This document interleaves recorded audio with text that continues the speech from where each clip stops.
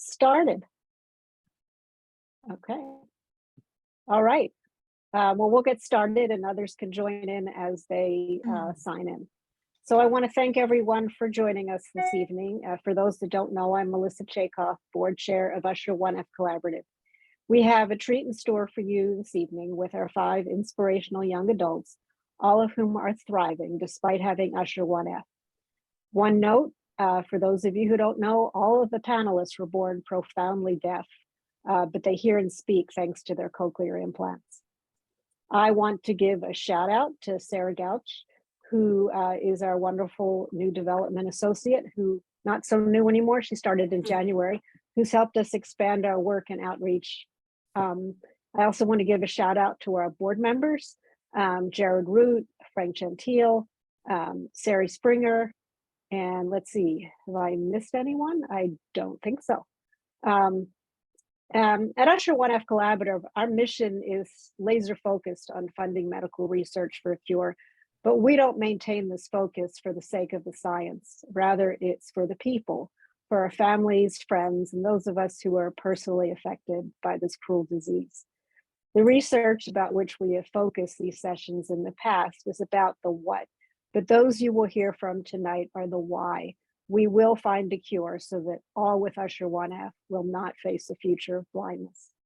I want to start by introducing 3 of our panelists. Brendan Creamer is 23 years old and is working toward a career in biomedical research with the purpose of being involved in finding a cure for Usher syndrome someday. He recently graduated from Lewis and Clark College with a degree in biochemistry and molecular biology and is currently conducting research at the National Institute of Health, where he is building his research skills, which he can one day lend to the effort towards working on a cure. He was diagnosed with Usher syndrome type 1F when he was young and became aware of it as he got older. Celia Sewald Russell is a social worker who is currently a supervisor for home health at Ohio Children's Home and Family Services. She received her master's degree from the Silverman Social Work at Hunter College. Celia has been married for 12 years. She has 2 sons, 9 and 7.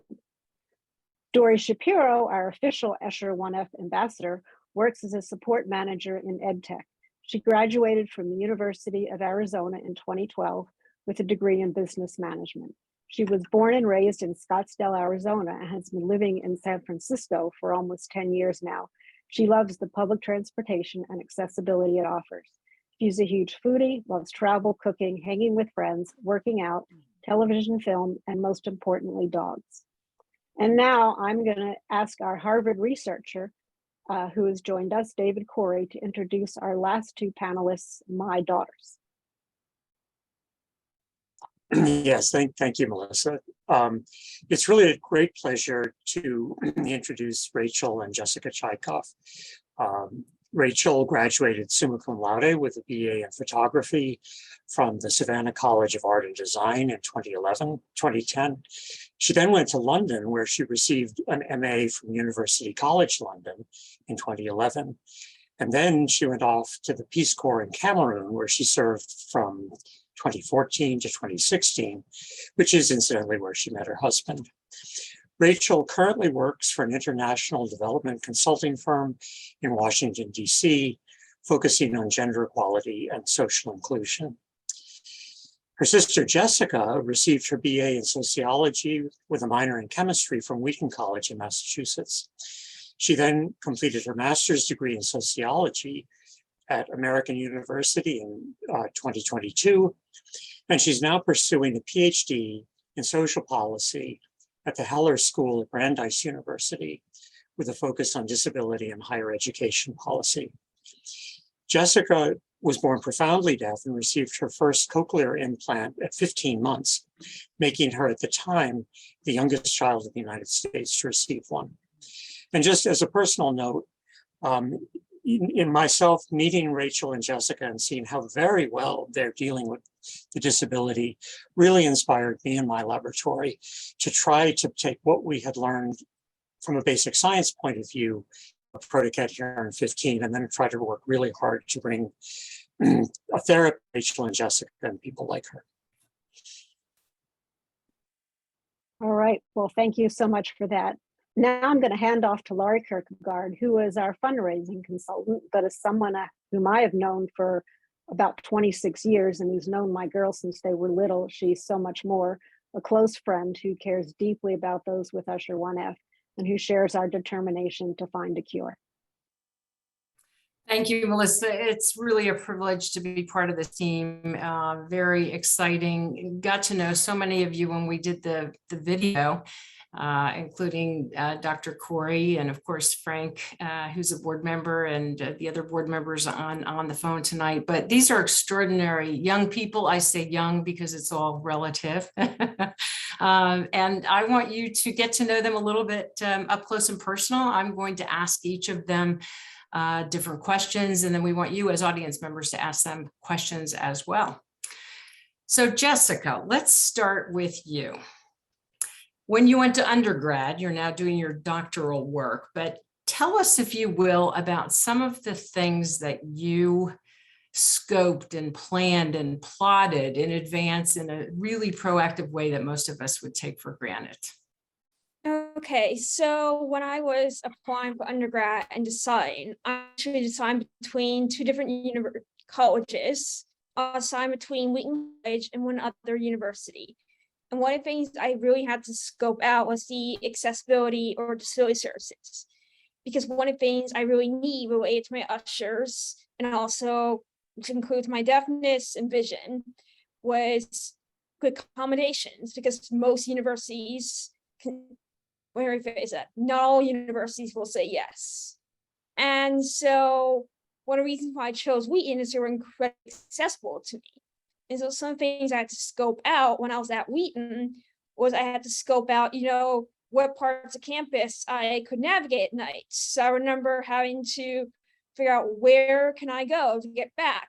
Where's the nearest dorm to the dining hall or the science center? And I remember my orientation mobility specialist took a trip out with me and my mom. And one of the things that was a concern to us was the ponds, because Wheaton has this little pond and there's no fence. In winter in Massachusetts, it gets icy, you can slip and fall. And I remember my orientation mobility specialist being really concerned about that, saying that Jessica could fall into the pond. And there were many occasions where I got very close to that. But I also had to scope out other things. Like I had to think about, okay, how can I make my dorm more accessible? Because one of the things I needed was a strobe lights, because I cannot hear. And so when the fire alarm goes off, I could sometimes either be in the shower or sleeping. And there was an incident where I went into the shower and no one was there. And so some things I really had to scope out. So to kind of conclude, I really had to think about, okay, what does the campus look like? What do I need? And so the main thing is, how can I access the campus? I'm always trying to plan that in advance, such as, what's the best location for me? What do I need to be able to live safely? And does the school have good accessibility services for me? What are some of the things that you do now? So some of the things I do now is I always, every school, let me take a step back. I'm going to think about my PhD programs. So I am currently attending the Howard School at Brandeis University.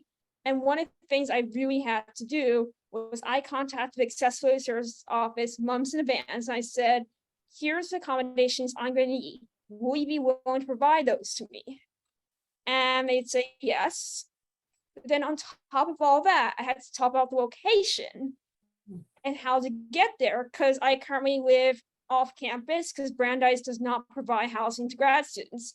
It's on 1.5 miles from campus, and I take the shuttle every morning to and from class and back from class. And one thing I have to think about, how close is my apartment to campus? Is it near a bus stop I can take? And that actually can be really frustrating at times. Because when I was at American University, we picked an apartment that was 0.5 mile from campus. Great location. But it was full of undergrads who party 24/7. And so something I had to do now is think, okay, is this apartment not only accessible for me, but is it a place I can live there? And so it's this sort of dilemma or paradox. And also I have to plan in advance with accommodations. So I always need to know what classes I'm taking the following semester. So I always have to meet the professors the semester before and say, hey, I'm taking your class. Here's what I'm going to need, X, Y, Z.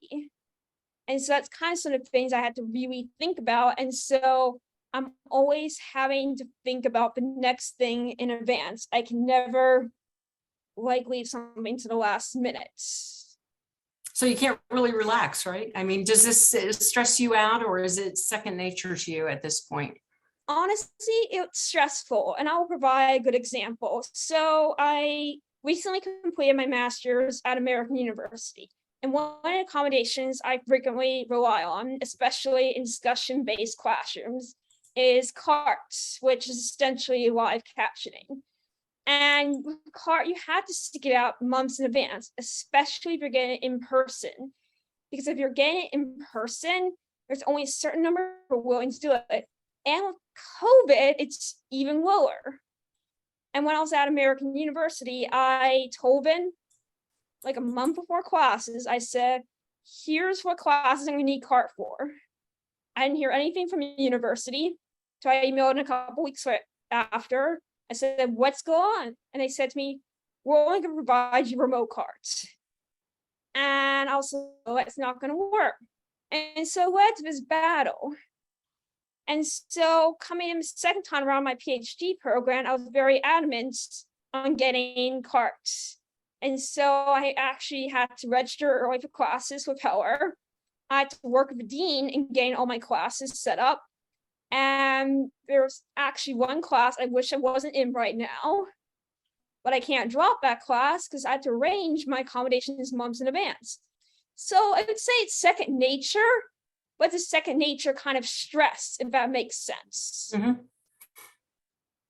Jessica, thank you so much. I think that there'll be questions for you in a bit, but I'm going to turn over to Dory. Dory Shapiro, can you tell us about why you moved to San Francisco from Arizona? Yeah, great question. So when I had to make a tough decision in college, the reality of not being able to drive and not really be able to count on myself to get to places. And as we all know, I was born and raised in Arizona. It will always be my home state, no matter how hard it is. But the reality is no one wants to walk 3 blocks in the sheet. And so it's not a great place to live independently. And the public transportation there is just not great. And it's still not great, no matter how much they try to add public transportation, is still not great. So, I mean, and at the time when I graduated, Lyft and Uber was still just starting out, was still quite expensive. And yes, I could go back to Arizona and I could rely on that, but I've fallen in love with San Francisco because of the amazing nonstop public transportation. I know that there's some New Yorker that I have met that have moved here, may disagree with me because they think it's ridiculous that a bus will stop at every block. But I think it's great because I know what I need to do to get to where I need to get to without having to rely on people.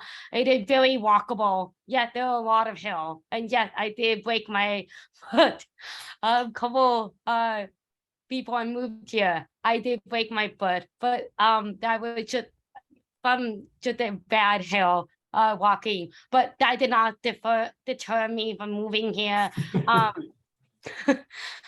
So I feel that, and one of the things I love is that it's not necessarily not the most dark city, but it's also not the darkest. So what I mean by that, at nighttime, there's a lot of street lights and things like that. I have made sure that wherever I'm living, always have some good lighting. My doorway to my building, the brightest hallway to get into my building at night, which is incredible because I know where to go when I get dropped off. So That's one of the biggest things I've found is great here, because in Arizona or in other places where they really try to keep things dim so that you can see the stars and the moon and all that. That's just not really the right place for me. And it's just great to be able to walk to the grocery store and to be able to go to my gym and meet my friend and just really just have an independent life. Do you miss your family? I miss them tremendously. My friends think I fly back to Arizona a little too often. No complaint. And I think my mom can agree. There's no complaint there. You have to say you miss your family because she's on Zoom, right? Of course you do. Could you tell us, Dory, about you got your license, which is certainly an exciting time in the life of any teenager, not so much for parents, but and then had to give it up. Can you tell us about how that made you feel? Yeah. I was definitely angry. I was definitely, feeling like it was super unfair, because it's like, why did it have to be something that I was born with to prevent me from doing something that allows me to have independence?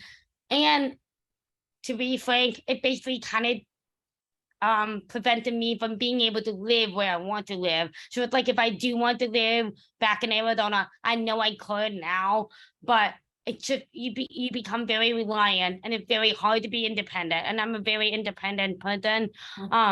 And so I think when I love driving, and I don't know if when my dad was still alive, he definitely did not think he was concerned about how much I wanted to drive, because I just loved driving. I promise you I'm not a bad driver, but I just love to speed off when I'm like ready to take off. I just sped off.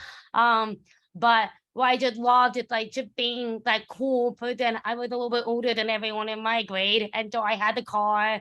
I was able to drive my friend to play there.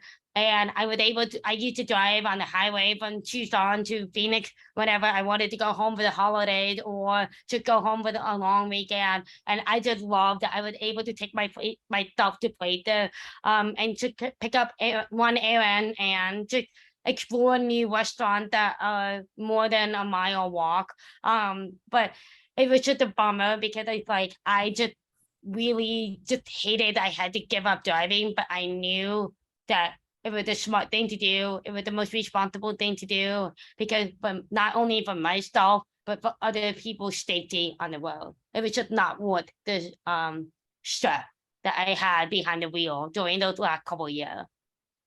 Yeah, and that's an admirable decision, certainly, but can certainly empathize that that was really difficult for you. Dory, thank you. I'm going to move to Brendan Creamer, and Melissa shared with all of us your exciting career plans, Brendan, but can you tell us about how you made some of those decisions?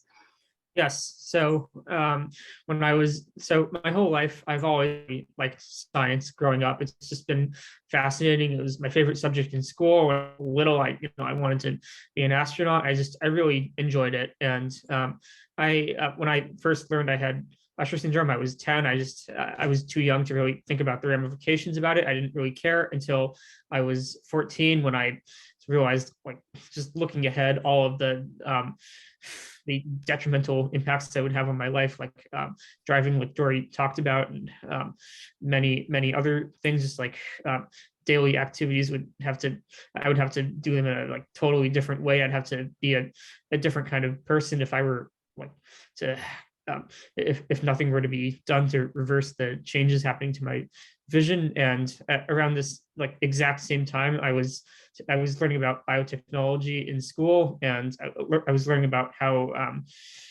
like new technologies are coming out that can be used to change the genes of organisms. And when it comes down to it, I'm a very like to the roots type of person when solving problems. I always trace them back to where they come from. And right around then, I was experiencing many issues related to many problems related to my condition, like just uh, accommodations at school, I had the opposite problem as Jessica. I was just like over accommodated, and it was messing with my schedule. And there were just around that time, I realized, what if I could trace all these back to their point of origin? And that's when I realized their point of origin was this error, this single nucleotide polymorphism and mutation in my genome that was causing things that were screwing up my life. And so right around then, I realized, what if I could make a career out of this? What if I could go into biotechnology? It's so cool, and use it to help the researchers find a cure for this condition. And so that's what caused me to make that decision. And like, as Melissa mentioned, I have never looked back. I've moved forward with it. I graduated from college. I'm working at the National Institute of Health and applying for graduate PhD programs in the biosciences this coming cycle to one day be part of the research that's working to find a cure.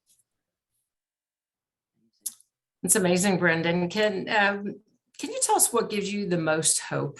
Share with this team on Zoom. What are you most optimistic about? I'm gonna say definitely cures for other diseases that have come out that were previously thought incurable, like how AIDS used to be a death sentence 30 years ago, and now we have treatment to improve people's lives. Additionally, technologies such as Luxturna, which reverses, Leber's congenital amaurosis, which has been proven to be pretty powerful with all the stories I've heard, and also just articles I've read about new experimental technologies that have not been fully approved, like reconnecting, repairing spinal cord injuries, helping paralyzed people speak with their thoughts, just other technologies that bring other seemingly impossible diseases to the point where they're, I guess, not fully cured, but cured enough to, or at least treated enough that the person can live a better life. And that's what gives me hope. That's great. Brendan, thank you. Sela, you have two beautiful boys, 9 and 7. And can you tell us what it is like to parent with Usher 1F? I would like to say I like to see myself as I am CEO of my house, meaning that my husband like to take order from me and I plan everything. But kidding aside, I would say, just give you example, that's my biggest fear. Since my kids 9 and 7, so every single night when they go to sleep and they keep night light on, but it's bad my vision because it makes the room very dark. So I can't tell there are on the bed or breathing because of hearing not so great. I can't tell they're breathing, or I can't see they're on the bed. So I have to walk over the bed and actually touch their body. Their head is a proper, it's on the pillow. It always scares me every time I see them. And I always ask my husband, I said, where their head is. He says, right there. I'm like, where? So I'm like, oh. That's how it felt. Another example is that I hate going to PTA meetings for my children's school because always very big, and it's only one person speaking who's usually not speaking clearly. Of course, there's no translator over there. So I literally hate going to PTA. If I could avoid, I will avoid it. And every time there's a problem with my school, with my boys after school, they always call my husband, not call me, because they don't know how to deal with me. I always tell them, please text me. They always forget. They always call me, not texting me. Another example is I cannot take my children to the park alone without my husband because I can't find boys in the park. I can't guarantee their safety. I cannot take them to shopping. I'm struggling with my own navigating in the shopping, let alone to watch my boys at the same time. Maybe I could put the shopping cart, they could be controlled, but they're 9 and 7 years old. They're big boys. They're no longer, I can control them. Another example is, I can't take to them birthday party. I can't stay there for their birthday party to socialize with the parents, and because it's too noisy and too many people, so therefore I don't socialize with other parents. So that is example in my parenting. Also, when boys are fighting, of course, they're not looking face when they're fighting. So I always ask my husband to translate so we could intervene properly to parenting them. But I always rely on my husband. Everything with hearing and the vision is not very good feeling and not feeling good being independent. But like I said before, I like to see myself as CEO. Everybody come to me and say, I made the final decision. And my husband always said to the boy, ask Mom, she's the boss. That's what he always said.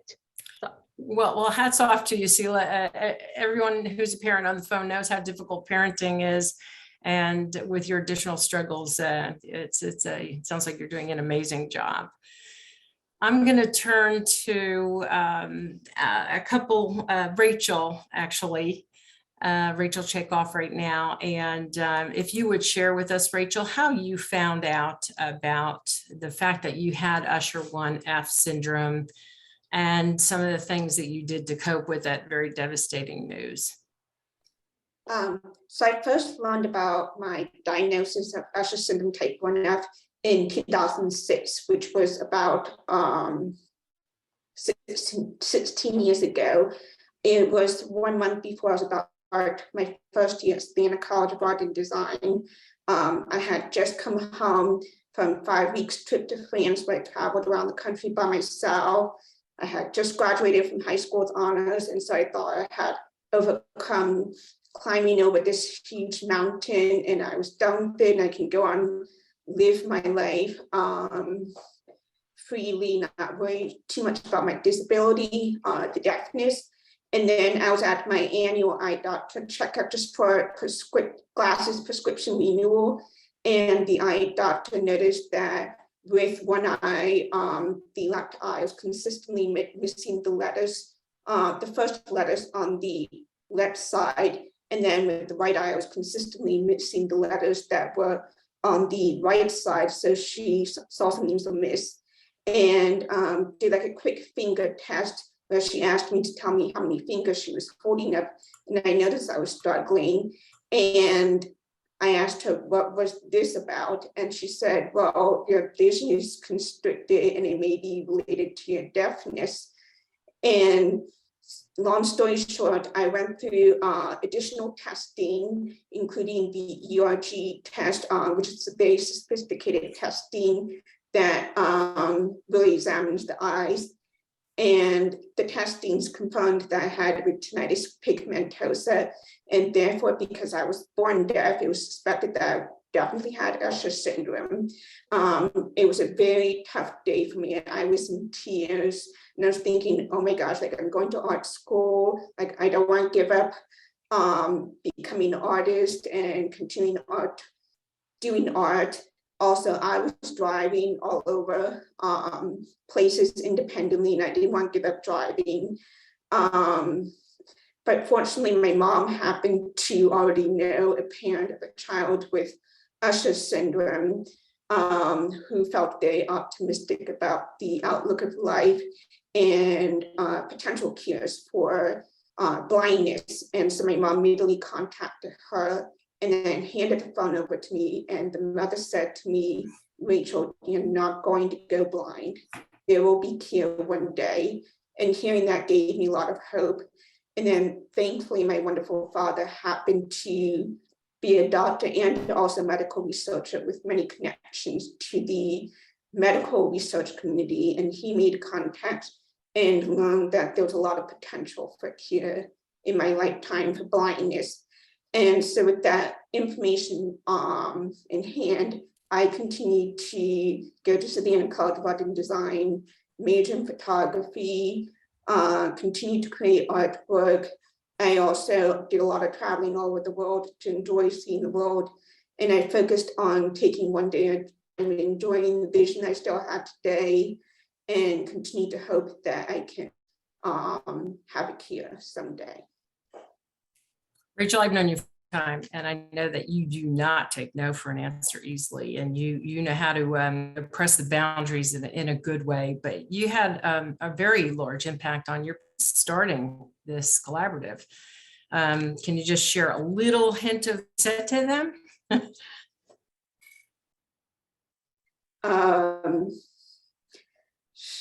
Sure. So what I said to them about starting the Usher Yeah. collaborative. Yeah. Yeah. So around 2012, 2013, it was sometime very shortly after I finished school and I was starting getting my foot in the career. I said to my parents, I am so frustrated that no cure has been developed for my specific genetic mutation. I found out about the specific mutation, Usher1F, about a month or two after I got the diagnosis of retinitis pigmentosa. And I said to them, if we had all the money in the world, we would have a cure by now, because I have learned that money unfortunately does dictate how soon we can get the cure. I mean, for example, we look at the recent pandemic with COVID, we were able to get vaccines for COVID overnight because the government poured billions of dollars into it. Bam, we got it. And I always think, you know, where if we can do the same for Usher syndrome type 1F, I mean, we could have a cure if all the funds are there, and we would have it, you know, probably within a year or a few years. It's amazing.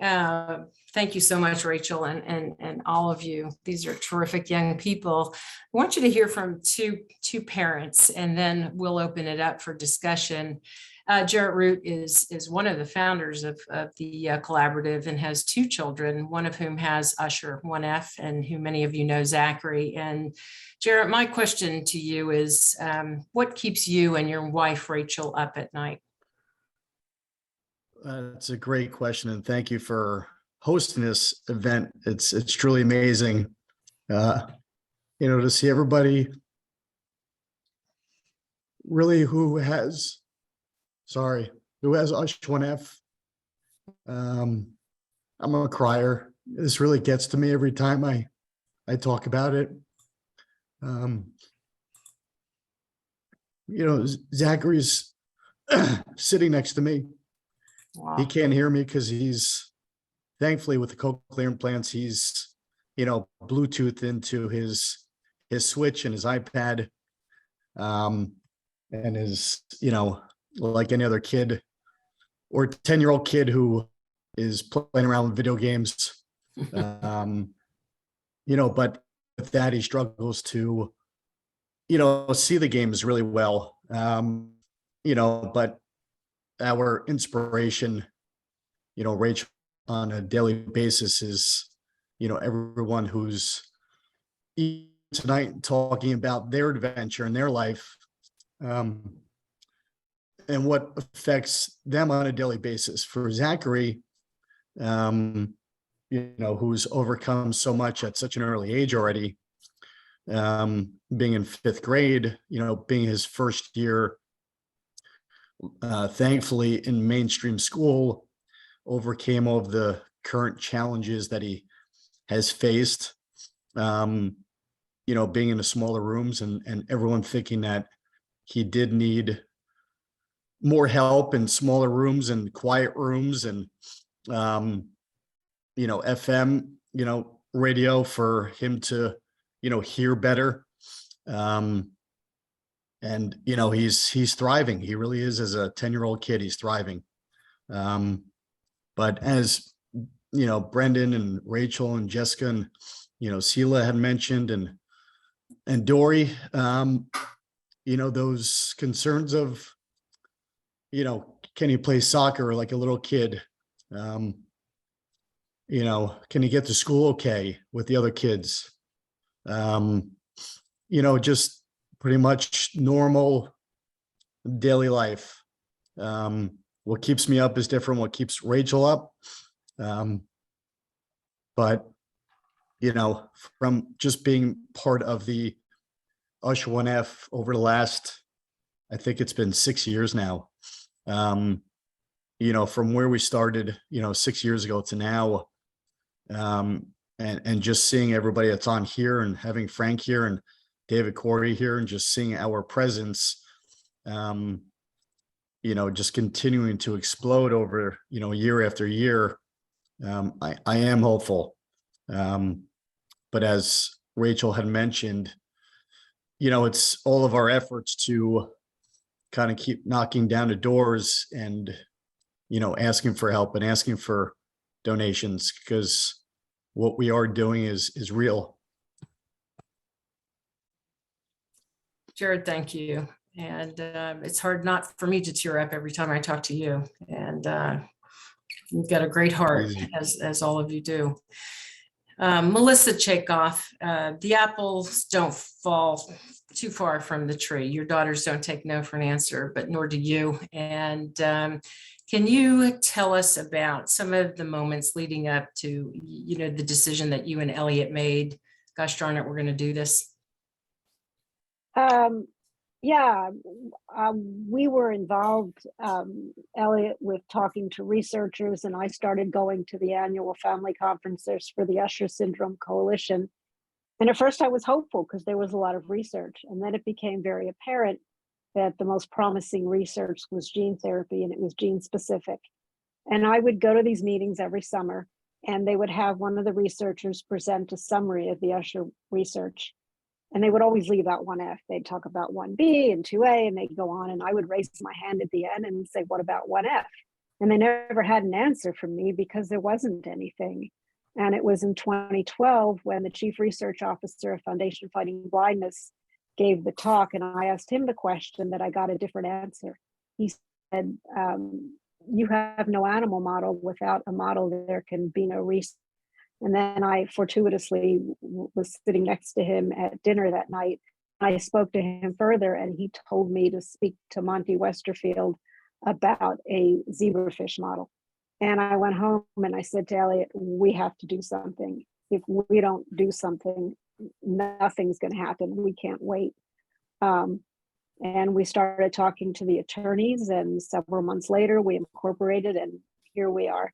And Monty Westerfield was our first researcher that we funded. And within a year, we had our zebrafish model. Amazing. I see that we have a couple other board members that have joined. Sari Springer is on, a board member up in Canada, and Victoria Butler Slash, a mom of Aram and a board member, and Lori Shapiro, Dory's mom, is on. And thanks for all the guests that are on. Really appreciate it. And am I missing anybody? Julian's on. Julian Seawald. Oh, yes. Okay. Yes, Julian. Thank you for joining us. Terrific. Sila's dad.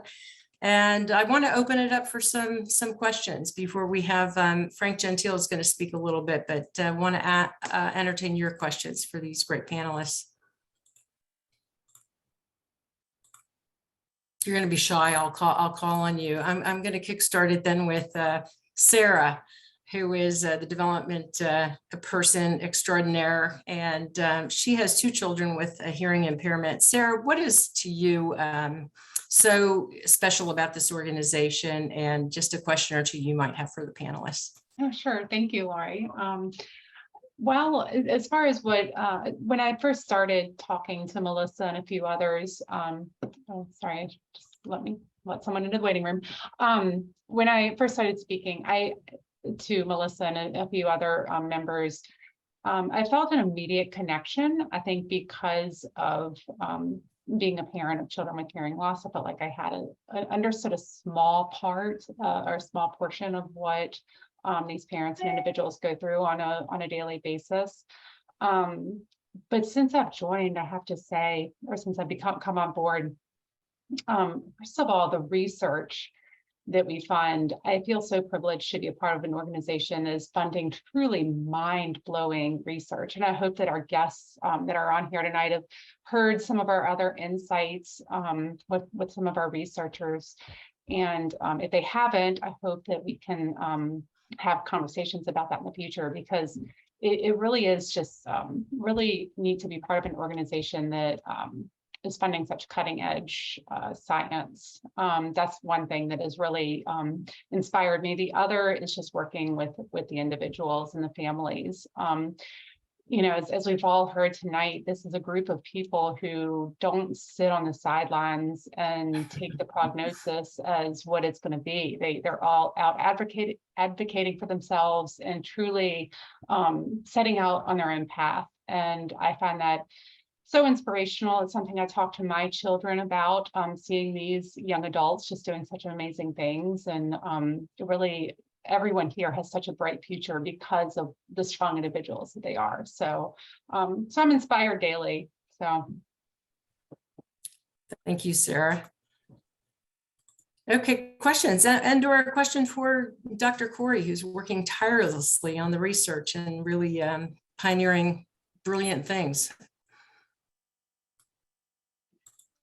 Oh, come on, some of you. Somebody's gonna have a question here. Julie is raising her hand. Great, go ahead, Julie. Oh, you're on mute, Julie. I have a question. Sorry, thought I was unmuted. I've listened to a couple of the Zooms with the updates on the research, and it really is mind-blowing. It just is incredible. And my connection to this is I'm friends with Lori Shapiro, and her daughter and my son are the same age, and that's just how I got into this.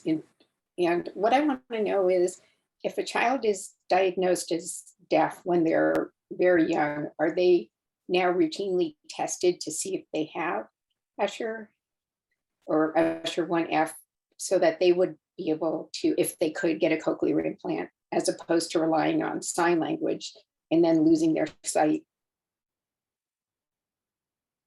So in general, when a child is born in most states in the United States, their hearing is tested within the first couple of days.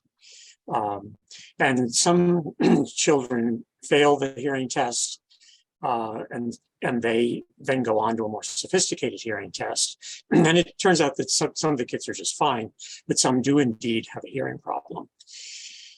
Then the question, and at that point, a cochlear implant is often something that physicians think about, a pediatric otolaryngologist. For some of those kids, but not all of them, an attempt is made to get a molecular diagnosis to try to identify a specific gene defect that would tell the physicians more about what the appropriate treatment would be. Now, it happens that the genetic test, this molecular diagnosis, is not completely perfect. There's just some things we don't know. And so in about half the cases, it's probably better now, but maybe in half the cases, a genetic diagnosis does come back. And it might be that they have the deafness called DFNB1, or they might have Usher syndrome, or any of nearly 100 different forms of genetic deafness. If it comes back with Usher syndrome, then the child would at some point start seeing an ophthalmologist regularly to track the loss of vision. But I would say in many cases, but not all, a molecular diagnosis can be made soon after it's been recognized that there's a hearing loss, and then the appropriate can be found.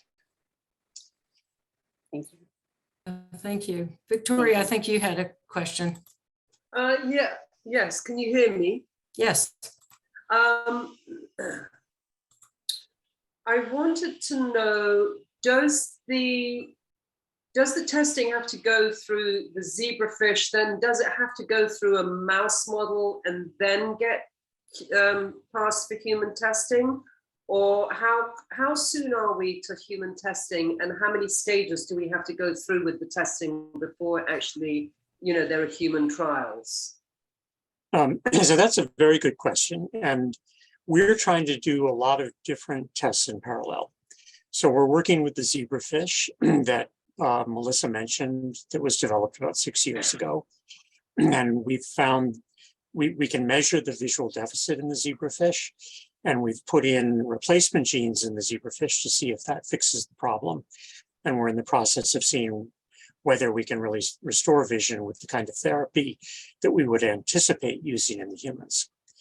The mouse is another species, and we found that we can do quite a good job of preventing the hearing loss in the mouse with the gene therapy. Can we do the same for a vision loss in the mouse? And that's been a little bit more uncertain because it wasn't really clear whether the mouse had a vision problem. In recent years, some laboratories have measured through an electrical measurement called the electroretinogram, have measured the visual performance in the mice that are lacking protocaterin 15. And they do find that there's a bit of a deficit. And if that really holds up, then that could be a model system that we could also use to test these genetic therapies. There are experiments that may be done in non-human primates, a certain species of monkey that's often used for research. And there, we don't have monkeys that have Usher syndrome, but we could see if the proposed therapy is safe and doesn't damage the vision any further in a normal monkey, and whether the protein that we're trying to put in gets to the right place in the retina. And finally, it's possible to take human cells and grow them in a dish with the right factors. They form what are called organoids that are the beginning of an eye growing in a dish, but it is human. And so we can test whether the gene therapy would work on those cells. So we're certainly not waiting. We're doing all of these in parallel. Now the question is, how soon can we go to the Food and Drug Administration to try to get permission for a human clinical trial? And that's a little ways off. I would say somewhere in the 2 to 4 year range. 2 is probably too optimistic, but it's not 10 years. We'll be there sooner than that. Elliot Chekhov, Dr. Chekhov, I noticed you joined us. Do you have anything to add to that? I always defer to David Corey. So I think that I do think that David has a very realistic expectation. I think the work that he's doing, that other investigators are doing in combination with the clinical research that's now underway, and synchronizing both of those efforts, as well as outreach to leaders in biotech, I think gives us all a tremendous amount of hope. I think I don't want to steal anything that Frank Gentile would say, but it's really, we recently had a red letter date in the field of genetic therapies because the first therapy for beta thalassemia and sickle cell therapy was recently improved by a company in Boston, Bluebird Bio, and that really represents, I think, along with the work that Spark Therapeutics has done, tremendously important strides. These are sort of like the Model T and the Model S, of the modern era of the automobile. And but I think given the work that David and others has done and on our understanding of this disease process, I think in the coming 2, 3, 5 years, I think there's a lot of convergence of technologies that offer really tremendous opportunities to make a difference for this devastating problem. Thank you. Another small follow-up question. So if you were to go through gene therapy, would that mean that you can't do any of the other hundreds of things that I'm seeing? I get all of these emails of things that are happening. So would you only be able to do one sort of therapy at a time, or would you be able to do gene therapy, and if that failed, try something else? Or do they not, does one not, I think where I'm going with this is like, when Aaron got his cochlear implant, a lot of people were saying, let's do it on both ears. And people were saying, no, let's just do it on one, because then we have the other one to play with in case something comes up in the future. So I'm wondering if you do gene therapy, you mess yourself up for trying anything else in the future, or whether you can try other things as well. Shall I try to take a stab at that? Yeah, Elliot? that's a bit difficult to unpack. Yeah, so so with the cochlear implant, that's definitely an issue, and the issue is mainly because you're putting a large mechanical thing into an organ that is fundamentally a mechanical detector. It detects sound waves, and the thing that you put in pretty much prevents sound from reaching the appropriate cells after that. With a gene therapy, for the most part, doesn't get in the way of other prospective therapies. So that you put in a virus that might be carrying a corrective gene, then that would get into the cells. But other things, and I don't really know what some of the other things that are being tried are, they shouldn't really get in the way. There's one exception, and that is that when you put a gene therapy vector into a tissue, the body says, well, this isn't me, and mounts an immune response.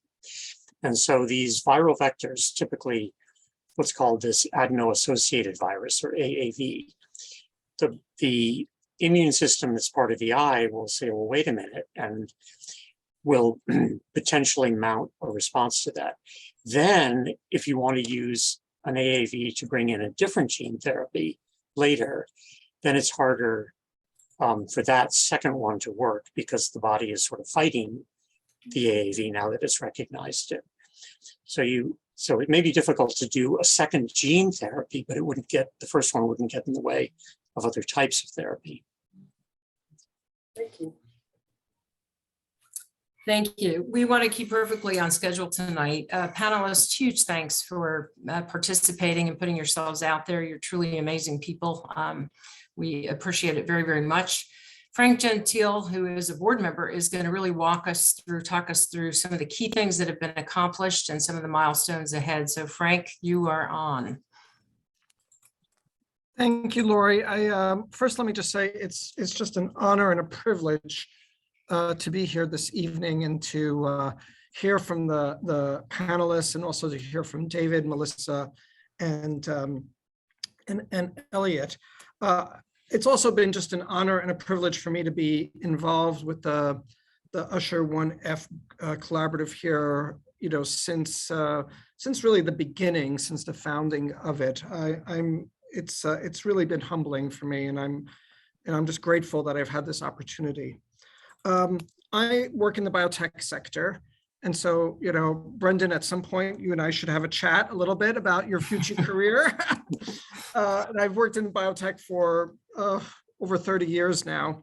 And a lot of things get developed. Elliot mentioned a few of these things. Yeah, there's been a tremendous amount of work done, especially for therapies for rare genetic diseases.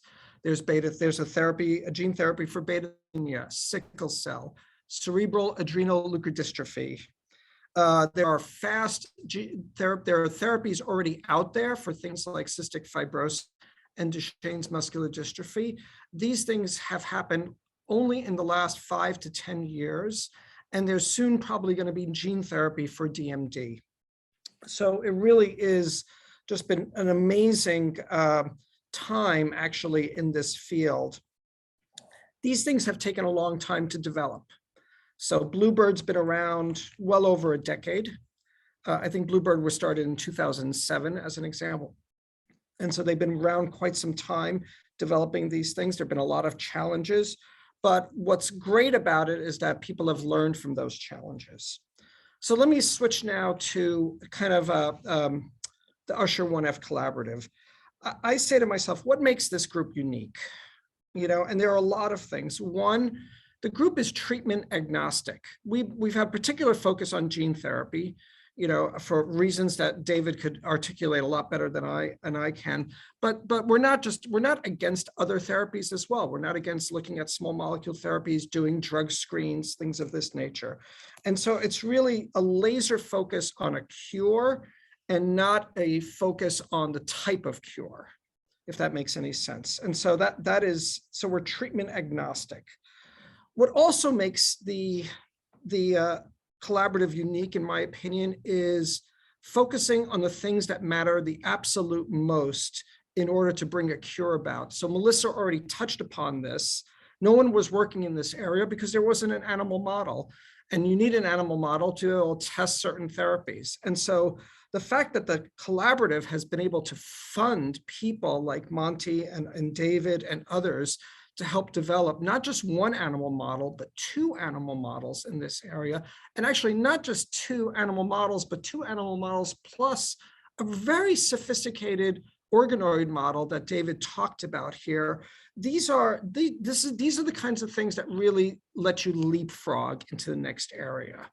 And so that has been a huge accomplishment by the collaboration.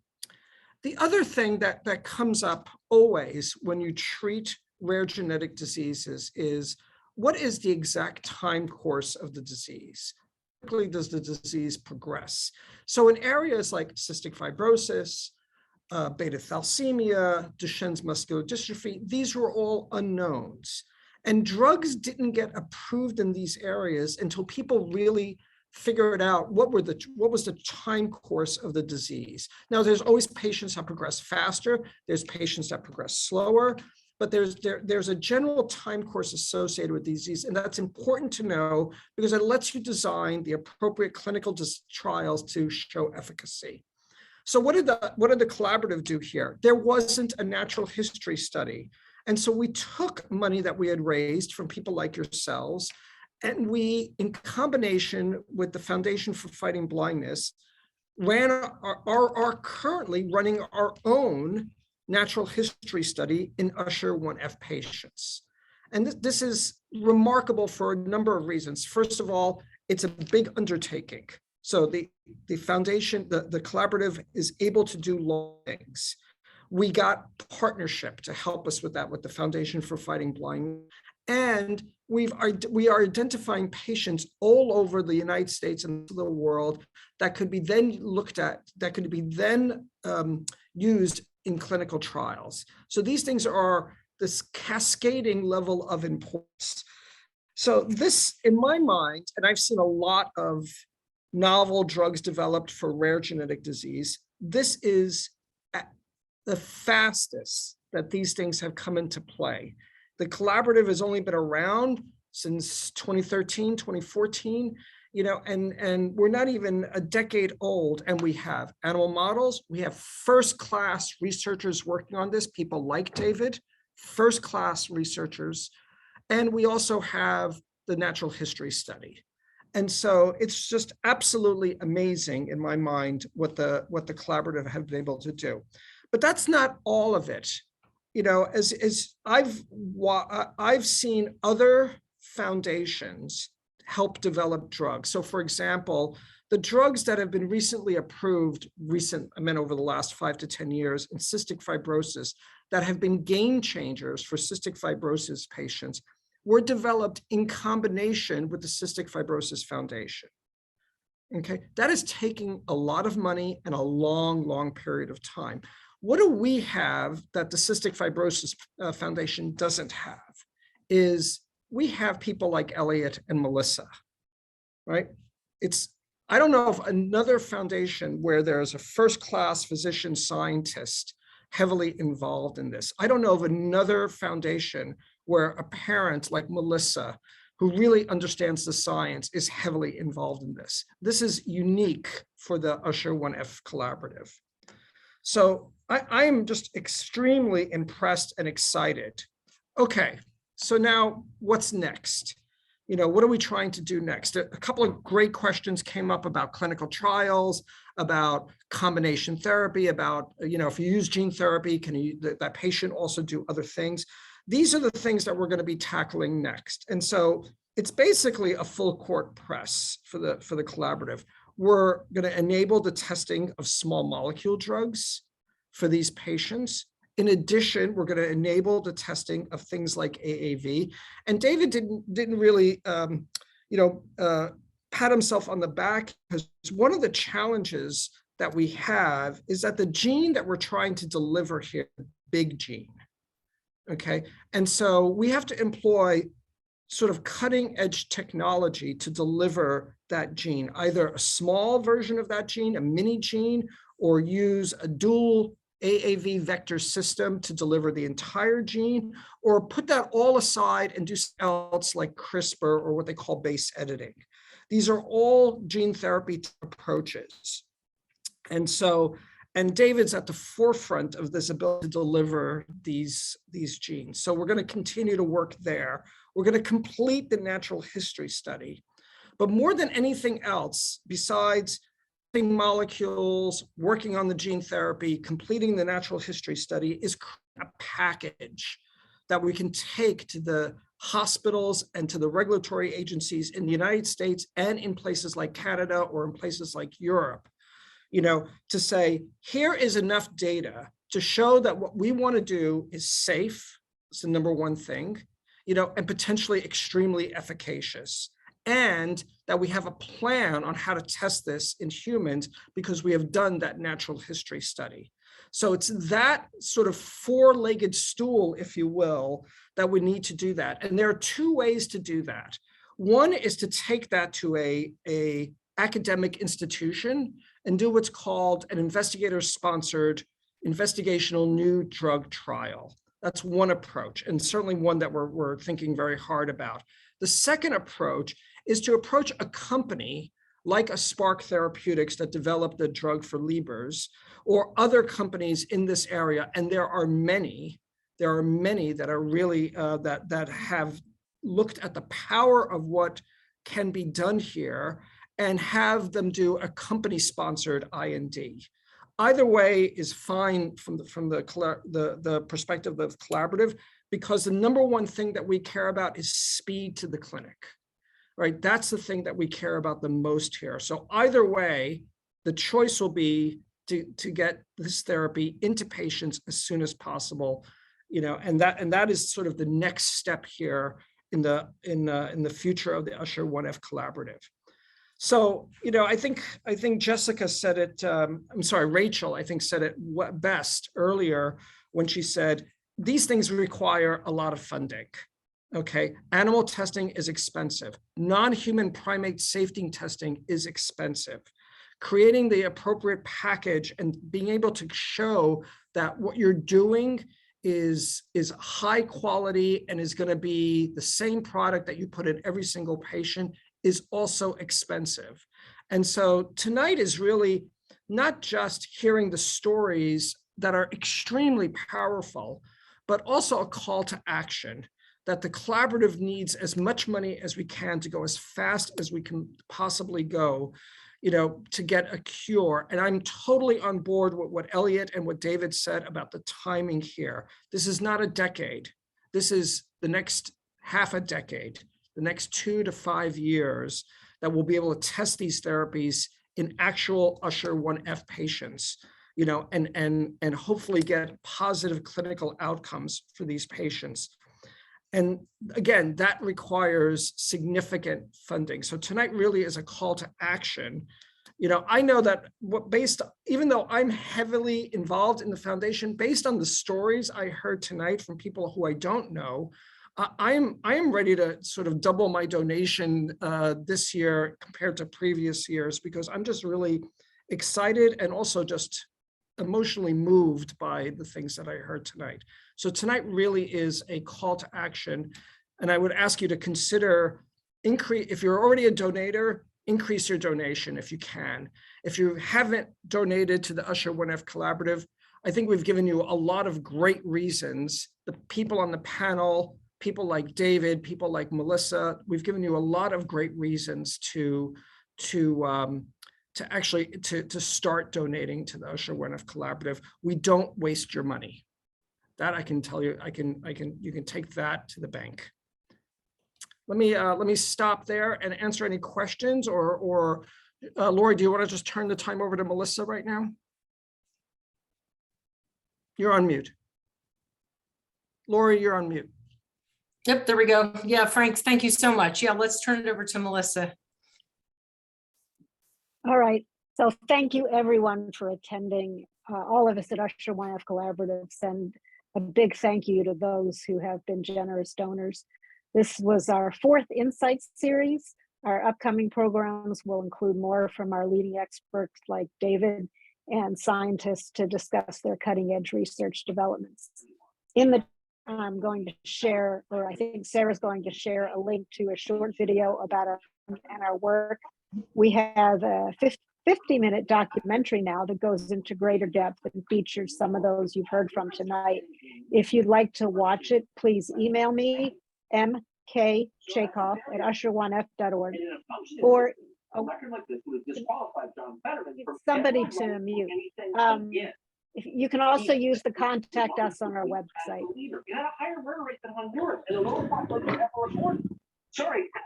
So, thank you, everyone. We really appreciate your joining us this evening. Yeah, thanks so much, everybody. Thank you. Good night. Good night. Thank you. Good night, everyone. Good night. Thanks, Dory. Good night, everyone. Thanks, Melissa.